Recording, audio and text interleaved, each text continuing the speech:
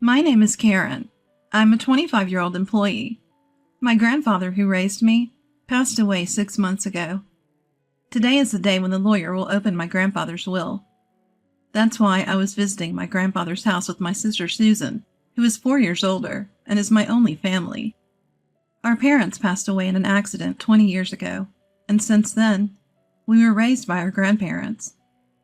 Since my grandmother passed away from an illness a few years ago, my grandfather's spirits have been declining year by year, and he became frequently ill. Out of concern, I lived in an apartment near my grandfather's house and often went back to check on him. "You're a grown woman. It's unbecoming to keep coming back home," my grandfather would say, but he would always laugh cheerfully nonetheless. Then one day, as I went to visit like I usually did, I found my grandfather lying in pain at the entrance. In a panic, I called the ambulance.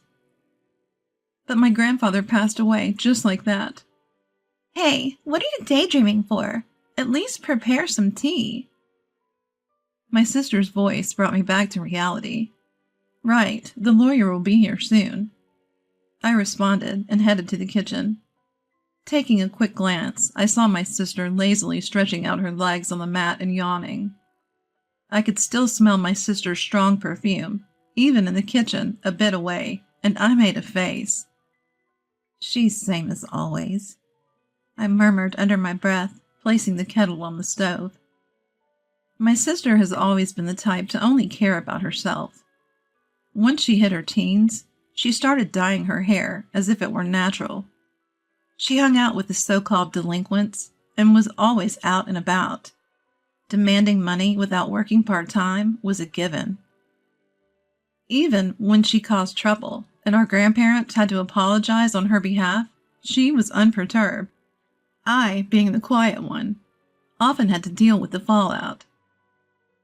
She doesn't seem to have changed much, even after becoming an adult.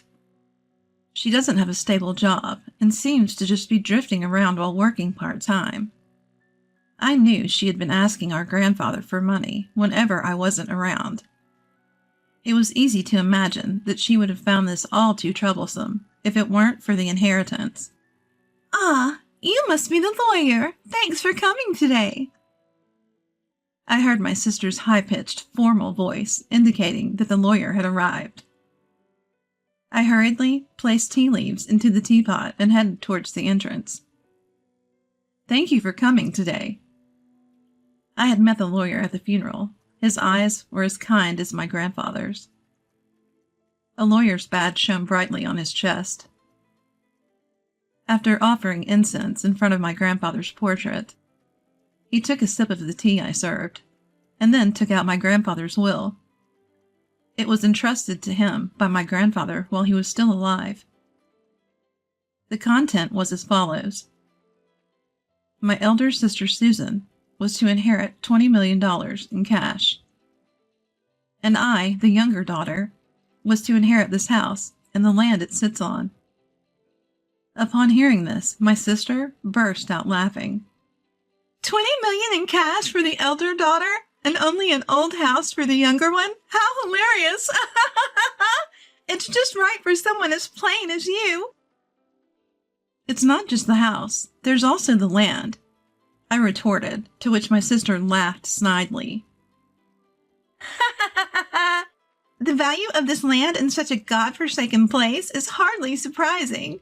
I would have preferred cash. I guess Grandpa must have had a soft spot for me after all. I can't deny that I am a bit shocked.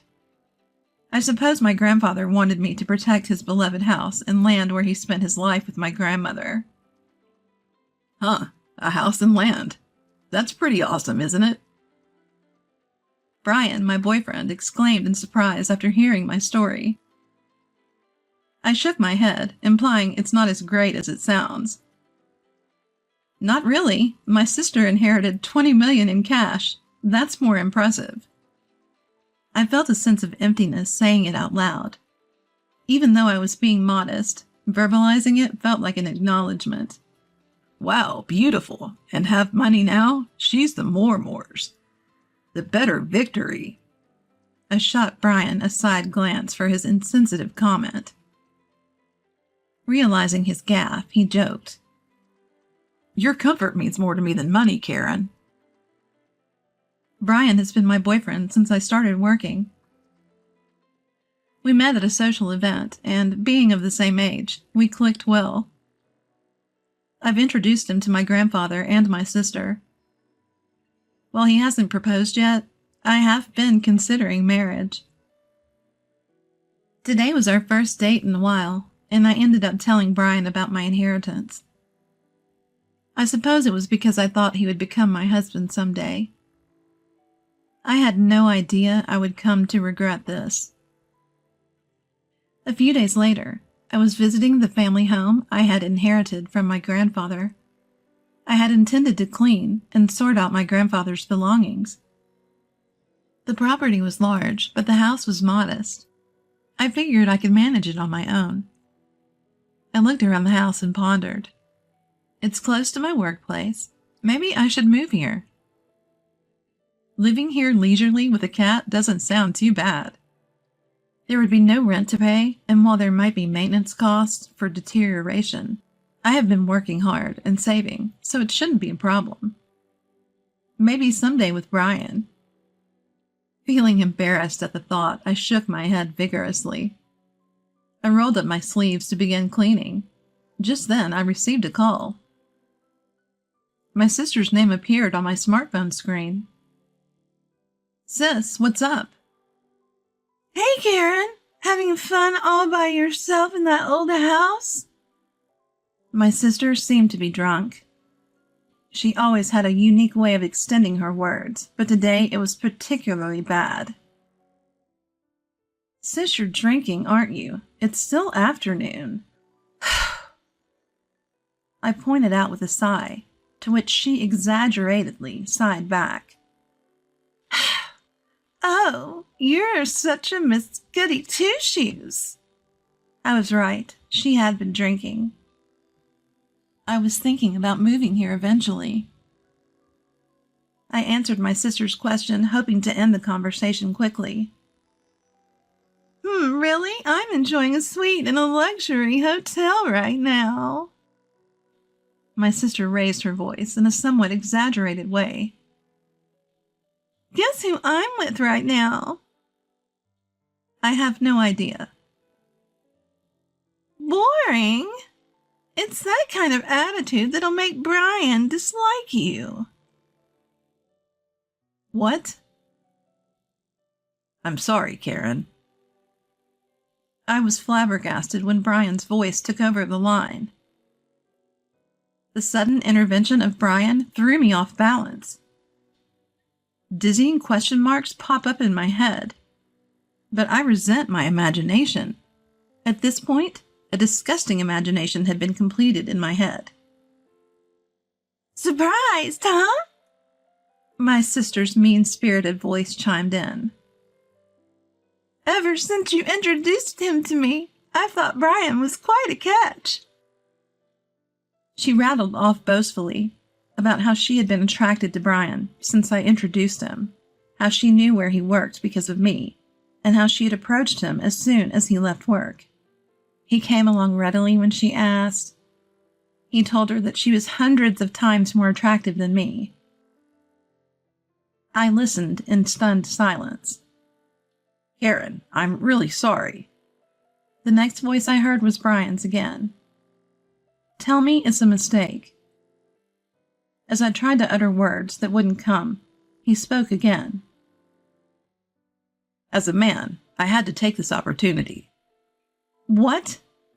I do feel bad about it, but come on, it's impossible to resist a beautiful woman who has $20 million, right? The way he spoke, as if asking me to understand, drained my emotions away. I felt a cold sensation, like my blood was being drained from me. You know what? I don't need a man like you. At my words, I could hear my sister laughing uproariously in the background. The voice on the phone changed back to my sister. Well, that's how it is, and from now on, let's not consider ourselves sisters, okay? I wouldn't want you turning to me just because you're broke." With those words, she ended the call. Overwhelmed by emotions that had lagged behind, all I could do was cry out. 5 years have passed since then. I had a cat in my lap, dozing off in front of my laptop. The cat was also purring contentedly in sleep. Today is my day off, but there is still a bit of work left from what I have brought home. Oh no, this won't get the work done. I felt guilty, but I had to move the cat off my lap. Just as I reached out, my phone started to ring. An unfamiliar number was displayed on my smartphone. Thinking it could be work-related, I answered the call without any suspicion. "Hello?" "Karen, long time no see." I instantly knew who it was and froze. The distinctive way of speaking was unmistakably my sister's. "It's you, Karen, isn't it? I can tell just from your initial hello. After all, I'm your big sister."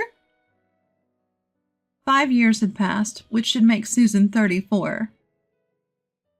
A smirk formed at the corner of my mouth at her unchanging way of talking. "You're just the same." "By the way, I came home and there's a hotel standing. Did you sell the house?" "That's none of your business." "Oh, come on.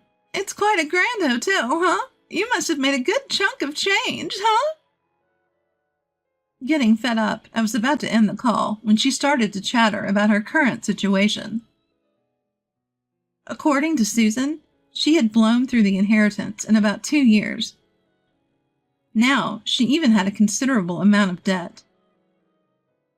Even Brian, who she's still hanging around, seemed to be drowning in debt. I was speechless. Honestly, I couldn't care less. "So, lend me some money." Against Susan's yelling, I answered calmly. I've always wondered why Grandpa distributed his estate that way, but on the day you took Brian from me and cut ties, I understood. I started talking slowly. 5 years ago, when Brian broke up with me, I was crushed. After crying my heart out, I sat dazed in my room, staring into space. I'm such a fool. As I murmured this, large tears began to spill again. My gaze fell on a painting I had made as a child and had gifted to my grandfather. He had framed it and kept it hanging lovingly. Rising unsteadily, I picked up the painting. "Grandpa." When the feelings of nostalgia and loneliness welled up and tears started to come, I felt something drop from the back of the frame. Picking it up, I saw it was a fresh sheet of notepaper addressed to me. I remembered how when I was little, I used to stick notes on the back of this frame and exchange secret messages with my grandfather. It was like a family journal, really. Knowing that I was to inherit the house, he probably figured I'd find this note. I'm glad I noticed. I shuddered at the thought that I might have left it unnoticed. To Karen. The date on the letter was just before my grandfather passed. I knew you'd definitely notice this letter. Right now, you're probably wondering why I distributed my estate in such a manner. Cash to your sister, and an old house and land for you. It may seem like I favored Susan, but that's not the case.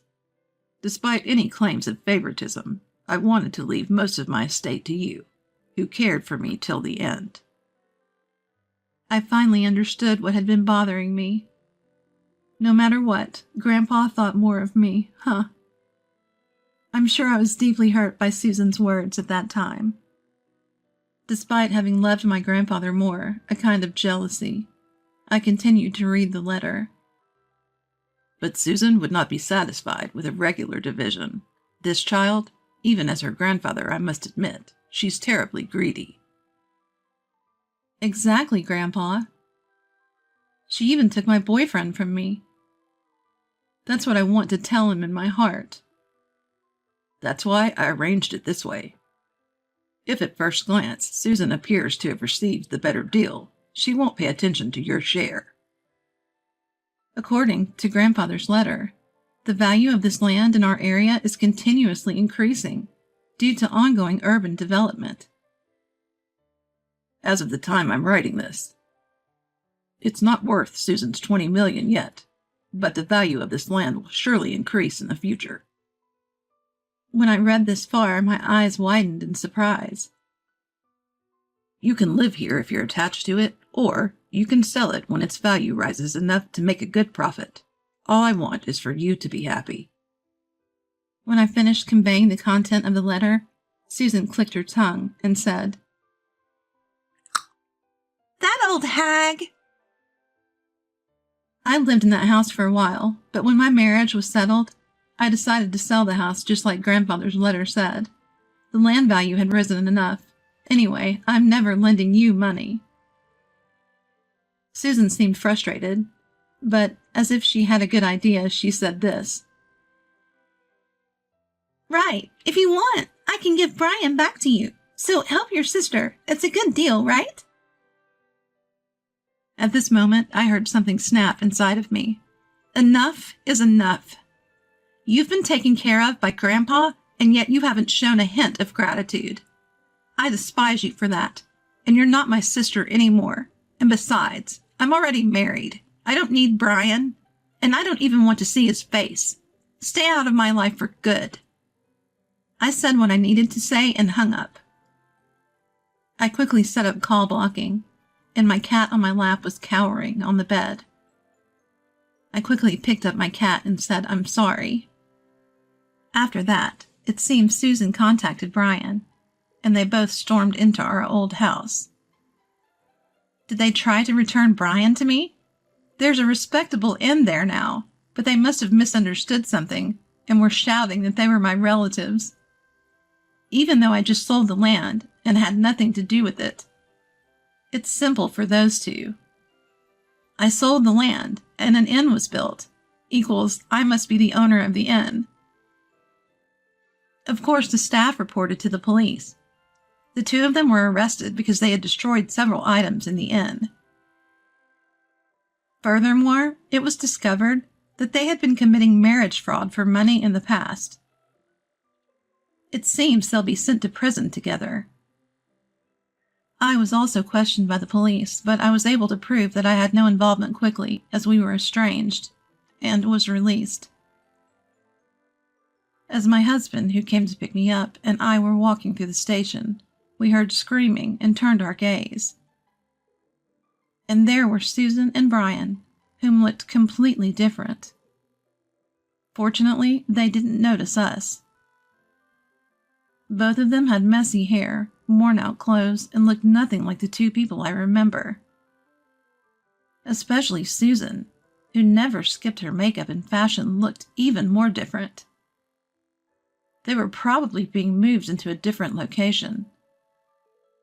As I watched the two of them, filled with a sense of melancholy, my husband and I locked eyes. I grabbed the hand he extended, and we left the police station. "Are you okay?" My husband, always concerned, looked at me with gentle eyes. "I'm okay. I have you, and this little one." I touched my barely noticeable belly and smiled back. In my belly, a new member of our family is growing. Money is important, but there's something even more valuable.